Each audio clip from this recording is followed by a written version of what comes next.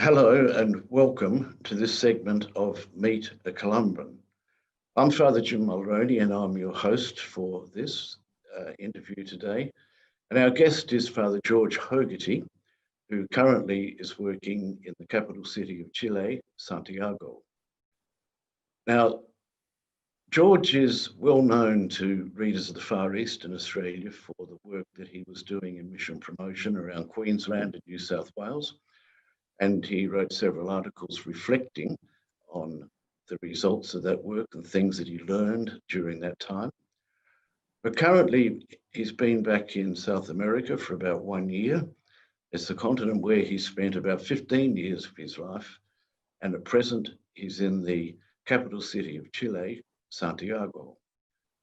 Now, that is not a city or a country which gets a lot of airplay on Australian media or Australian television, except at times when there's trouble. People that are old enough would remember the 1970s, the 1980s, during the reign of President Pinochet, which was an extremely oppressive dictatorial military dictatorship. And many refugees came from Chile to Australia during that time, fleeing political persecution.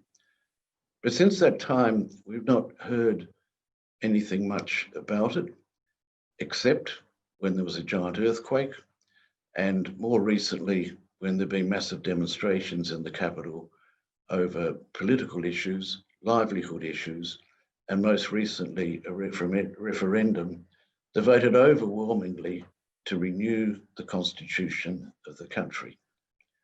So welcome, George. And it's good to see you and good to see you looking well. I believe you haven't been so well lately. But...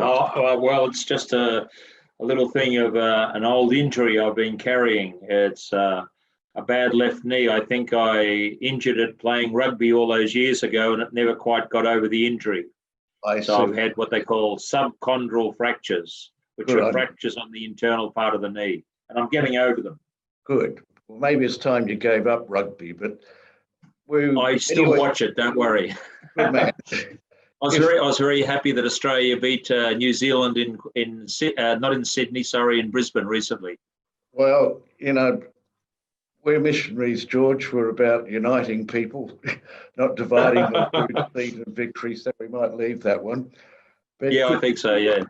Could you begin by telling us something about the city of Santiago? What type of city is it? Is it a poor place? Is it a mixed place? Is there rich and poor? Is it a modern city?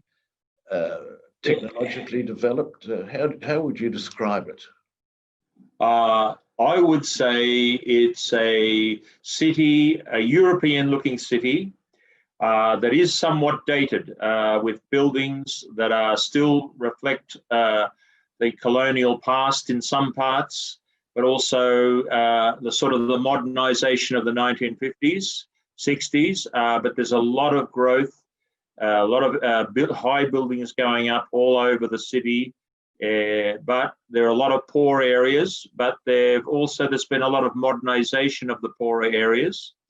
But what would mark them as different is that the economic level is far lower than in the richer areas. It's a very divided city in that sense. It has 7 million people. Physically, to look at, it can be a very beautiful city because if you're looking down south, on your left-hand side are the Andes, very visible. And if it's rained and it's been snowing, you get a beautiful snow-topped mountain range, extremely beautiful. On the other side is the coastal range, which is not as high, but it makes for in winter a very cold climate that can be damp at times. The river Mapocho traverses the city, divides it, but on the south side, going up into the hills of the rich part of town where life is like the better off suburbs in Melbourne, Sydney, Brisbane, and then you go down to the poorer areas where you live in 8 by 12 meters, like you build a house on that sort of space. So it's our neighbours, we live cheek to jowl with our neighbours. Now, the economic divide, would it be 50-50? Would it be 60-40? No, it'd be far less. They say that about a small percentage of the Chilean population own about nearly 40% of the wealth of the country. And the rest, the poorer 50% would have 2% of the wealth. So that's how it's the problem in the country is the unequal distribution of wealth. And for a Catholic country, there are strong class distinctions whereby the rich have been accustomed to looking down on the poor, and the poor have been sort of coming cap in hand. So it's very marked, much more marked than in Australia. It's a big, wide city, but it wouldn't be for the size of the population, 7 million to 8 million people. It's nowhere near as big as Melbourne or Sydney. It's big, but you wouldn't, like Australia, for that sort of population would have a far more extended city. Well, the people that you talk about on the lower end of the economic spectrum, how do they eke out a living? What do they do? Well, they get all sorts of jobs. Like there's a big service industry growing up. When you're talking about Santiago, it's roughly the center of the country. The country is about 4,500 kilometers long, but at its widest spot, it's only 300 kilometers long. And the Andes Mountains, for most of it, is the border with Argentina or Bolivia or Peru in the far north. So it's a very narrow country. It's united by the Panamericana. It's the Pan-American highway going from the very north to the very south, virtually, except for the 11th and 12th regions, which are cut off because of ice fields. So it's a very long and narrow country and it's much more homogenous, let's say, than Peru. I also worked in Peru for 8 years, but Chile has a much more homogenized, a similar culture. In the central part of the country, it's the Huaso, the cowboy culture. When you get up north, it's the desert, very much into mining. And then when you get down south, beautiful part of the world. I mean, I'd recommend inviting anyone to go and see the south of Chile any day. It's one of the most beautiful spots in the world. Lakes, mountains, fjords, everything you could ever hope to see, it's down there. It's absolutely beautiful. But agriculture is a big part of the way of living here, and mining up in the north and around the central part. So it's a fairly dynamic place. It would be leading the whole of Latin America as the most economically advanced country, but it's got a very neoliberal style of economy, which means there is some belief in a trickle-down theory, but really the wealth tends to accumulate in fewer hands. Now, the new constitution seems to have pretty much across the board support. It received a very high positive vote. Yeah. What do people hope to achieve by writing a new constitution, or what kind of things do they wish to see contained in a new constitution, or how do they see it would help them in their daily lives? Yeah, to give you a bit of a background of the previous constitution which we are now relying on was written in the time of Pinochet. And it favored the rich, and there are all sorts of laws and strictures that keep the poor from really being able to participate fully and grow economically or socially. So 78%, over 78% of the people voted to change the constitution.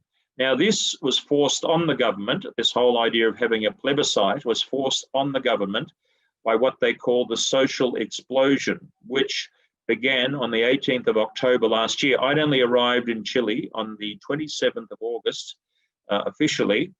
I passed through on the way to Peru to see friends up there. But I came back and everything seemed peaceful. But 6 weeks later, there was a tremendous explosion, like they called the estallido.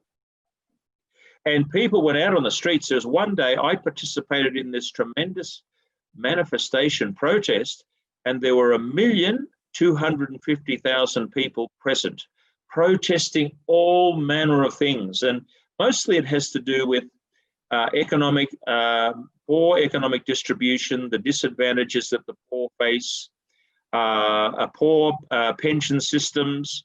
And part of it has been that because of Chile's political situation, political system, where there's a very powerful right wing, and also there's also another corresponding left wing, and a sort of a more or less weak and vacillating centre, you know. And all these, there's so many political parties, and they sort of nullify each other. And what I think is happening briefly in Chile is that it's still living out the drama of the aftermath of Pinochet's dictatorship. There are still people who favour Pinochet and what he tried to do in Chile. And I must admit, he did do a lot. However, it was very prejudicial for the poor and very exclusionary for those who are on the lower rungs of society. Now, this whole thing of the estallido, the social explosion, the Chileans themselves say, we woke up. Despertamos is the word in Spanish. We woke up. And what happened is on the 18th of October, all of a sudden, the train stations, the metro train stations were attacked, vandalized, and over the next month or so, the whole of the metro system, train system in Santiago was attacked. I'd say 2/3 of the train stations were vandalized. That's just one manifestation of it. Buildings were set alight, whole areas were ransacked. There were widespread protests right throughout the country. And it brought the country nearly to a standstill. One of our Chilean Columbans said that, according to people he knows in the military, this was like a coup, a staged coup, with attempting to upset the government, because the government is a right-wing government run by Sebastián Piñera, who is a Chilean billionaire, and he's also the president of the country. Now, the legal and the political system has been very slow. It's brought about change, but much more beneficial for the rich and those who have money than for the poor. So the big struggle here is about leveling the playing field a bit, and also giving the poor a better slice of the pie, virtually. So I understand the constitution was one of the conditions that was forced on the government to have a plebiscite. Well, they offered that as a carrot to sort of calm people down. Now, I understand that you probably can't give a single answer to this question, but where does the church stand in all this? I was here 20 years ago, and I find that the church is in a much more ambivalent sort of situation. Because when I was here last time, the church was very much on the side of the poor, and had taken a very strong option for the poor, and was standing up against the military. This time, that's not quite the same, because of we've had a similar situation as in Australia with the child abuse. Unfortunately, crimes against minors have come to light, and a lot of people have been turned off the church. It's not the same feeling of being respected. The church has lost a lot of its prestige and a lot of its power to influence people. So the church is in an ambivalent position of trying to offer a sense of guidance, but it doesn't feel, it's not as listened to as it once was. In fact, recently when we had the first anniversary of the estallido, the social explosion, 2 churches very close to our centre house were burned. Now this is done by what they call anarchists, or people who have a bit of a set on the church or want to wipe out history and the past and start afresh. But 2 Catholic churches, which are a patrimony for the country, were actually burned. San Borja and the Church of the Assumption, very, very close to where the Columbans have their centre house. So it's a sign of the times.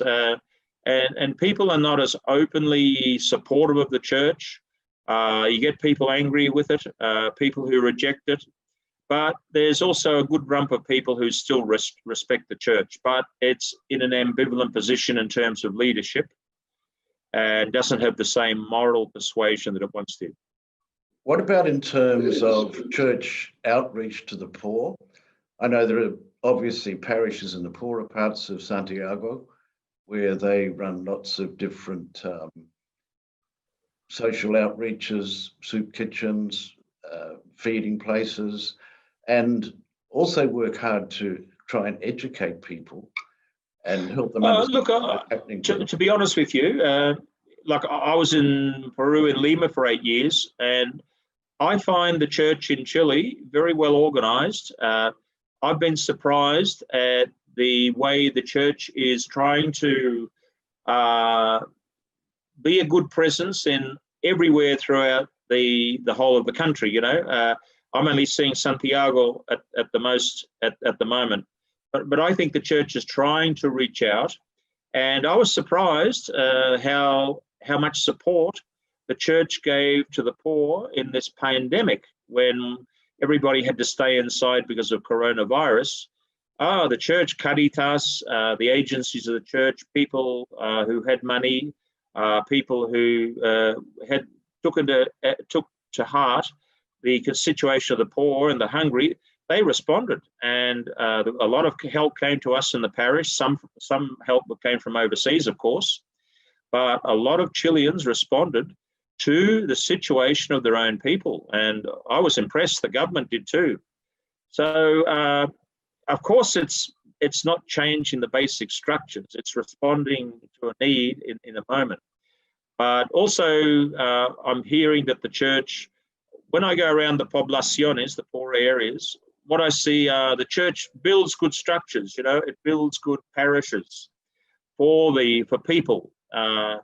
It doesn't skimp. You know, like and where there is money, money is directed to helping the poor as well. But you have to remember that the poor have their own culture, and it's been based on survival and learning how to operate the system as well. Now, what I notice in Chile is that not only is the church present, but there's a lot more lawlessness around. For example, Father John, who lives with me in this parish, has had to put a metal guard on his window up above in the house here because there are stray bullets. There's a lot more drug addiction. There's a lot more criminal activity, people being robbed. I feel that in Chile today, it's a much more insecure place. There's a lot more fear around people, gated places, where there are barriers between you getting to meet people. So it's a very different place. It's gone ahead economically marvelously. Like it's incredible, the growth of the place. And also, I'm just talking about Santiago, what I'm seeing.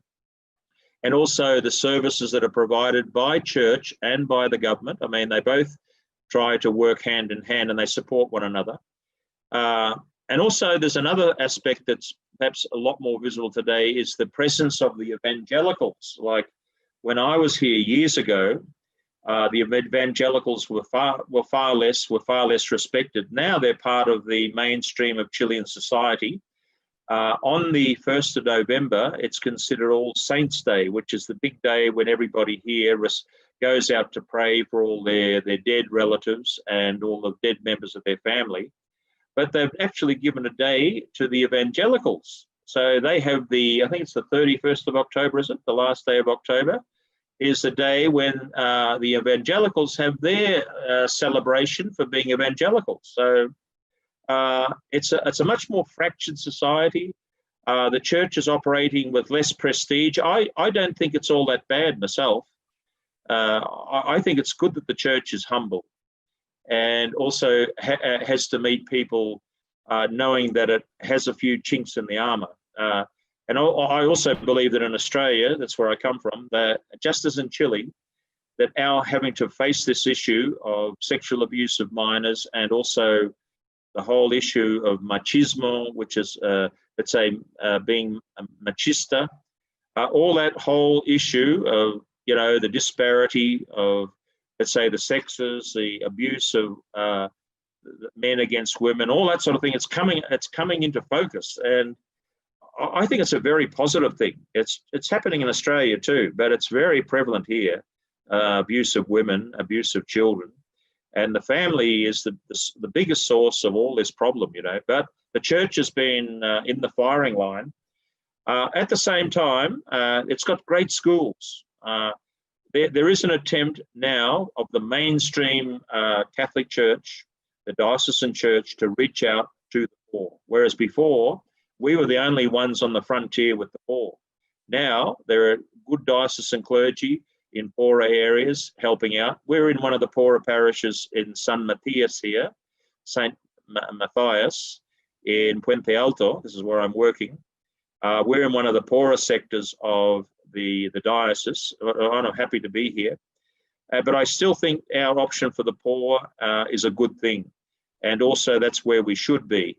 But I've been encouraged just to see how the Chilean church has responded. And now you get good Chilean priests, really good guys, and they're out here in the poorer areas where once upon a time when I was here 20 years ago, you would never have seen a Chilean priest from the upper classes coming out here. No way. But now they're here, which is great. It's good to see. Okay, George, thank you very much for that. We've been talking to Father George Hogarty in Santiago in Chile, and thank you for your insights into both the signs of hope and the difficulties that are being faced in that country, both by the people and by the church and the government. And we thank you for your time. Thank you very much. It's been a pleasure to talk to people in my own country. Thank you, George. God bless you.